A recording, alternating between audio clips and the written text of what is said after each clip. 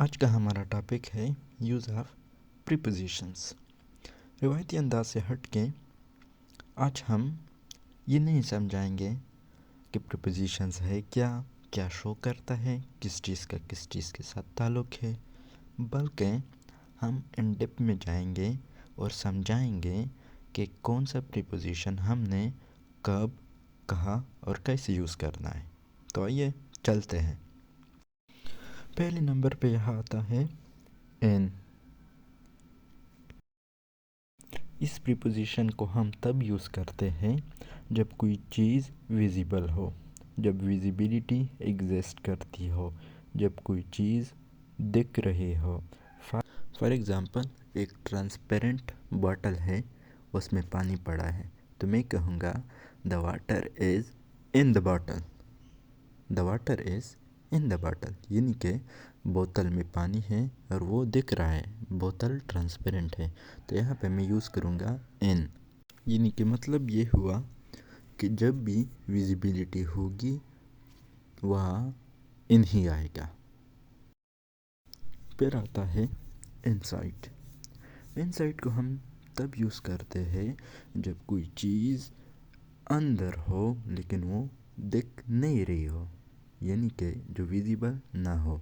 ये अपोजिट है इनका, जो अभी हमने पढ़ा इन के बारे में कि कोई चीज़ की अंदर हो और वो दिख रही हो, तो वो होगा इन।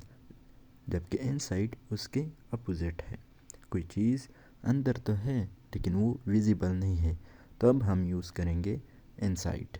फॉर एग्ज़ाम्पल, दो आदमी चेस खेल रहे हैं रूम के अंदर।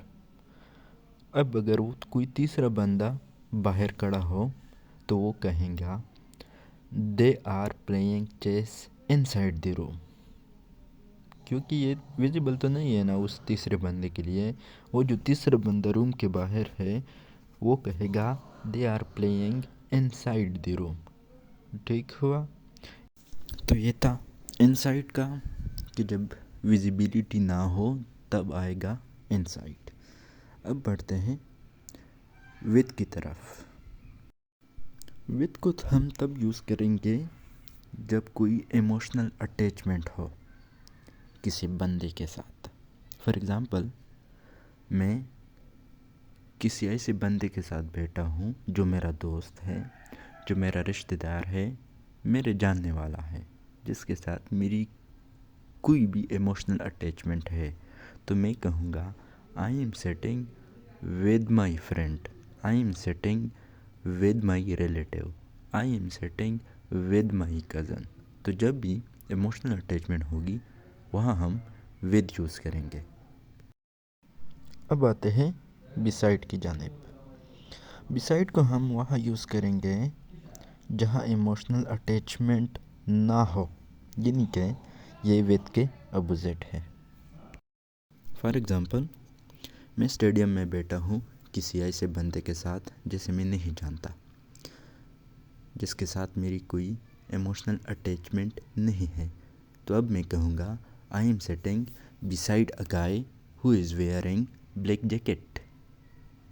विद नहीं आएगा यहाँ, ऐसा नहीं कहूँगा मैं कि I am sitting with a guy. मैं कहूँगा I am sitting beside a guy who is wearing black jacket. ठीक हुआ। लेकिन अगर वो बंदा मेरा दोस्त हो, मतलब मेरा जानने वाला हो, तो फिर मैं कह सकता हूँ कि I am sitting with a guy. ठीक हुआ। फिर आता है आउटसाइड। आउटसाइड जब कोई चीज़ बाहर हो और ये न्यूट्रल है, चाहे दिख रही हो चाहे नहीं दिख रही हो, चाहे विजिबिलिटी हो चाहे नहीं हो, अगर कोई चीज़ बाहर हो तो मैं कहूँगा आउटसाइड। इसमें वो विजिबिलिटी और नॉन विजिबिलिटी वाली कोई शर्त नहीं है। अगर बाहर है कोई चीज़ तो हम आउटसाइड यूज़ करेंगे, मतलब कि आउटसाइड न्यूट्रल है। ठीक हुआ। कोई चीज़ बाहर है तो है आउटसाइड। फिर आता है अंडर। अंडर को हम तब यूज़ करेंगे जब कोई चीज़ कंप्लीटली कवर हो। कंप्लीटली कवर से हमारा मकसद है कि कोई चीज़ ऊपर से भी कवर हो, साइड से भी कवर हो।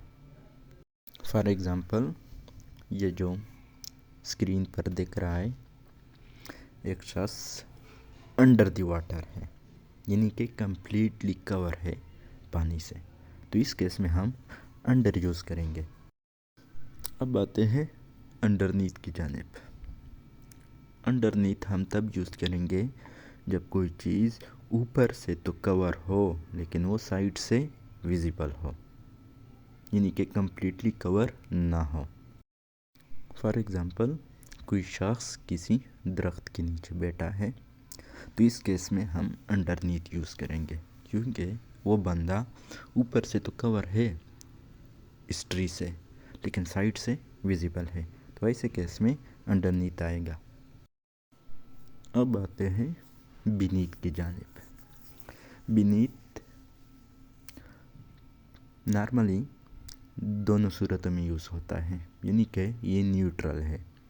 अंडर एंड अंडरनीथ दोनों की जगह हम बीनीथ यूज़ कर सकते हैं, तो इसमें कोई ऐसी शर्त नहीं है कम्प्लीटली कवर या कवर ना होने की।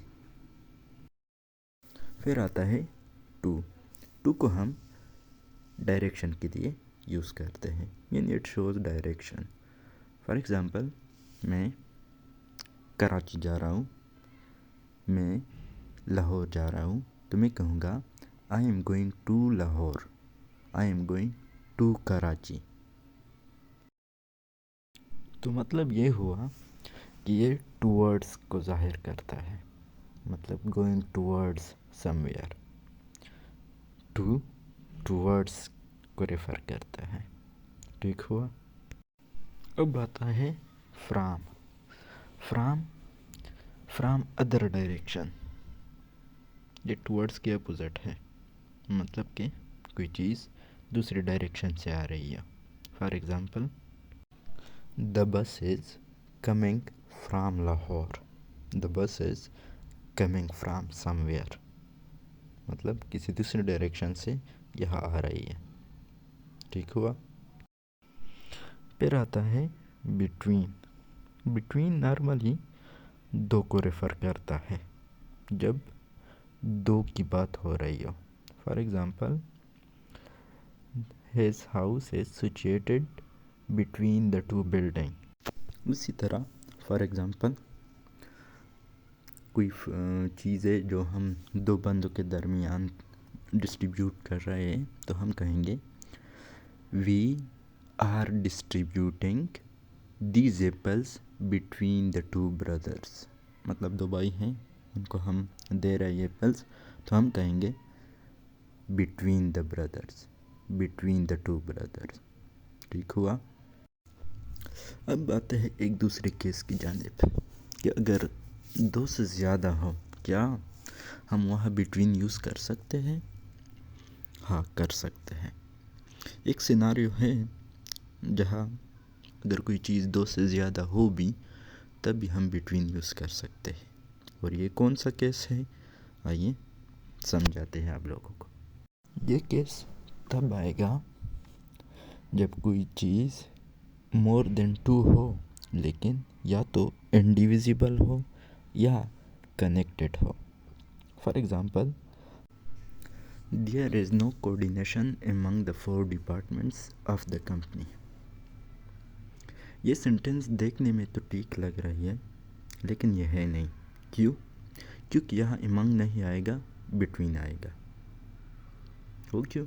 क्योंकि जिस तरह हमने कहा कि या तो कनेक्शन हो या इंडिविजिबिलिटी हो, तो वो अमंग की जगह बिटवीन लेगा। अब यह बात एक कंपनी को हो रही है, कंपनी के 4 डिपार्टमेंट्स है, तो यहाँ बिटवीन आएगा। There is no coordination between the 4 departments of the company, क्योंकि यहाँ कनेक्शन है, एक ही कंपनी की 4 डिपार्टमेंट्स है, ये सेपरेट नहीं है। यह बात है बुनियादी तौर पर सेपरेशन की।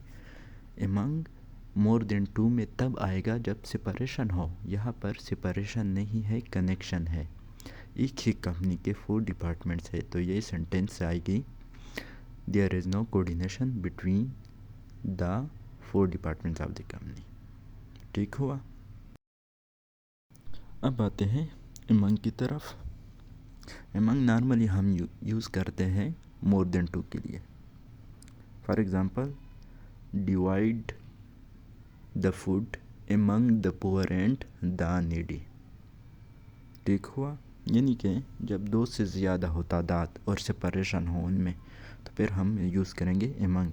Divide the food among the poor and the needy. अब अगर ये फूड हमने दो के दरमियान डिवाइड करना होता तो हम कहते divide the food between the to people, between the to person, sorry. लेकिन जब दो से ज़्यादा हो तो फिर एमंग आएगा। नेक्स्ट आता है अक्रॉस। अक्रॉस को हम तब यूज़ करते हैं जब कोई चीज़ विजिबल हो। For example, our school is located across the bridge. मतलब कि कोई स्कूल है ब्रिज से उस पार, लेकिन वो विजिबल है, यहाँ से दिख रही है, तो फिर हम कहेंगे the school is located across the bridge. Next आता है बियॉन्ड। बियॉन्ड अक्रॉस के अपोजिट हैं और ये हम तब यूज़ करते हैं जब विजिबिलिटी ना हो, यानी कि डिस्टेंस लार्ज हो और कोई चीज़ विजिबल ना हो, तो इस केस में बियॉन्ड आएगा। फॉर एग्ज़ाम्पल, कोई घर है जो पहाड़ के उस पार है, तो इस केस में हम कहेंगे the house is situated beyond the mountains. ठीक हुआ। नेक्स्ट आता है ओवर। ओवर को हम इस केस में इस्तेमाल करते हैं जब कोई चीज़ किसी दूसरी चीज़ के ऊपर से होके गुजरे, उस चीज़ को टच किए बगैर। फॉर एग्ज़ाम्पल, एक टेबल है और इसके एक साइड से दूसरी साइड पे कोई चीज़ जंप लगाए टेबल को टच किए बगैर, जैसे कि स्क्रीन में देखा आपने, तो ऐसे केस को हम जंप्ड ओवर कहेंगे। नेक्स्ट आता है ऑन। ऑन को हम इस केस में यूज़ करते हैं जब कोई चीज़ सरफेस को टच कर रही हो। जैसा कि स्क्रीन में दिख रहा है कि एक बुक पड़ी है टेबल पर, तो इस केस में हम कहेंगे the book is lying on the table. Next आता है ऑन टू। ऑन टू को हम इस केस में यूज़ करते हैं जब कोई चीज़ मूवमेंट करते हुए आए और सरफेस को टच कर जाए। जैसा कि स्क्रीन में दिख रहा है कि एक टेबल है। अब फ़र्ज़ करें कोई चीज़ मूवमेंट करते हुए आए और टेबल की सरफेस पे टच कर जाए, तो इस केस को हम ऑन टू कहेंगे। नेक्स्ट आता है इन टू। इस केस में कोई चीज़ मूवमेंट कर रही होती है और उसमें कोई दूसरी चीज़ आके टच कर जाए, तो इस केस को हम इनटू बोलेंगे। फॉर एग्ज़ाम्पल, फ्लोइंग वाटर है, इसमें हम अब कोई पत्थर फेंके तो हम कहेंगे we throw stones into the water. तो ये था हमारा आज का टॉपिक, यूज़ ऑफ प्रीपोजिशंस। अगर वीडियो पसंद आ गई हो तो काइंडली चैनल को सब्सक्राइब कीजिएगा ताकि आपको अपडेट मिलते रहे हमारे आने वाली वीडियो को। तो मिलते हैं अगले वीडियो में।